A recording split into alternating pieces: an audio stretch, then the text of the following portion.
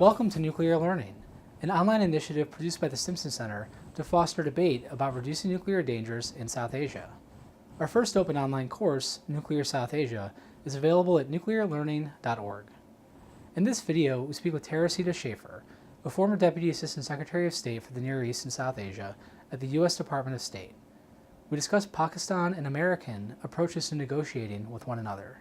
When Pakistan approaches negotiating with the U.S., normally there are three main lines that they follow. The first is what I would call the art of the guilt trip. The Pakistani officials have become very adept at telling American officials all the ways in which the United States has let Pakistan down and conveying the message that you've really done us dirty. It's time for you to do right by us. Secondly, there is an approach in Pakistan that holds that the United States needs Pakistan more than Pakistan needs the United States. And paradoxically, this is something that I think the U.S. has inadvertently encouraged by talking to Pakistan about how important it is, by linking Pakistan in the 1950s to the preeminent U.S. foreign policy issue, namely the Cold War, by doing the same with counterterrorism after 9/11. Now, of course, we're talking about the period in between the two, but I think this basic point of view was still very strong. The third point is the Pakistanis believe that if they throw the United States a bone, the U.S. will accept Pakistan's priorities. And that, historically, has been true until all of a sudden it hasn't been true. And Kargil is a beautiful example of that, because the U.S. would express sympathy for Pakistan's rather frustrating efforts to get somewhere in negotiating a settlement with India, until the point where it looked like it was risking war, at which point U.S. sympathy completely vanished. The Pakistanis also tended to look for key players that they would have a close relationship with. And for much of the time when the U.S. and Pakistan had a big relationship, which we did in the 1950s, and again, particularly in the 1980s, and again after 9/11, the two big players that Pakistan cultivated with considerable success were the Pentagon, the military, and CIA. And it was their belief that these players would ultimately prevail. And this has had the same track record as the last thing I talk about. It's true until all of a sudden it isn't true, or they push the buttons of their key players too hard, and it doesn't work. There's one instance in which Pakistan followed a very different playbook and did so with brilliant success. This was some years after the period we're now talking about. Pakistan was in a difficult place with the United States.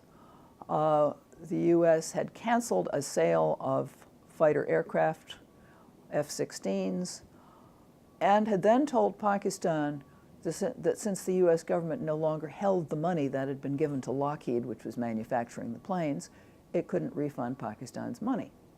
The Pakistanis were understandably furious. And after a number of false starts, they hit on what I can only describe as an American approach. They talked to a very well-connected lawyer and said, what would it take to sue the U.S. government? And they did, in fact, file suit against the U.S. government. And this took the U.S. government by surprise, but this was a case in which the art of the guilt trip actually worked. And the U.S. government started looking around, and they found what I can only describe as a slush fund controlled by the Treasury, which was used to settle lawsuits that the lawyers thought the U.S. government was going to lose. And so Pakistan got its money back that way. What has been the U.S. approach to Pakistan? First has been very heavy reliance on resources, aid and military supply. Second has been casting the Congress as the heavy. Now, this is not unique to Pakistan. The U.S. uses this tactic all over the place. And in many cases, it's fairly effective. What made it less effective in Pakistan's case was that for a number of years, particularly during the time we're talking about, the Congress had actually been quite sympathetic to Pakistan, more so in some cases than the administration. And the third U.S. approach is what I can only describe as begging. Pakistan's done something that the U.S. government really, really doesn't like. And senior officials of the U.S. government go to the Pakistanis and say, "Oh, please don't do that." At which point they figure, the U.S. needs us more than we need the U.S. Let's dig in our heels. What might be more effective?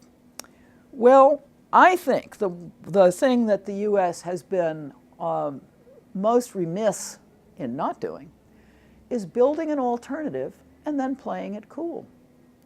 And in fact, the U.S., I think, was well poised to do this after the Pakistanis blocked access for land transit to Afghanistan, when in fact it had negotiated land access through Russia and through the Central Asian countries into Afghanistan from the opposite side, from the north.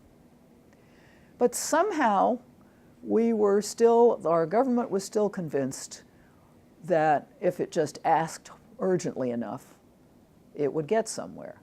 Eventually the issue was resolved, but I don't think that tactic did us any favors. Is this built into the U.S. playbook? No. The tactic of using the Congress as the heavy is definitely built into the U.S. playbook. And part of the reason for that is that so often there has been an administration that couldn't actually get its way on the Hill. So it was not a dishonest tactic, it just was not terribly effective. The other problem in building more effective tactics into the playbook and having them work is that U.S. policy towards Pakistan has been built on the assumption that we have a fundamental and pretty comprehensive strategic alignment with Pakistan, that our strategic priorities and theirs are pretty much the same. I think that is not correct. I think there is some overlap between our strategic priorities, but there are vast differences between them. And so in order to negotiate effectively, I think the U.S. needs to think about where our strategic priorities coincide and where they don't, and figure out how you're going to deal with the issues where they don't. And unfortunately for us, Afghanistan has all too often been an area where our strategic priorities are not aligned.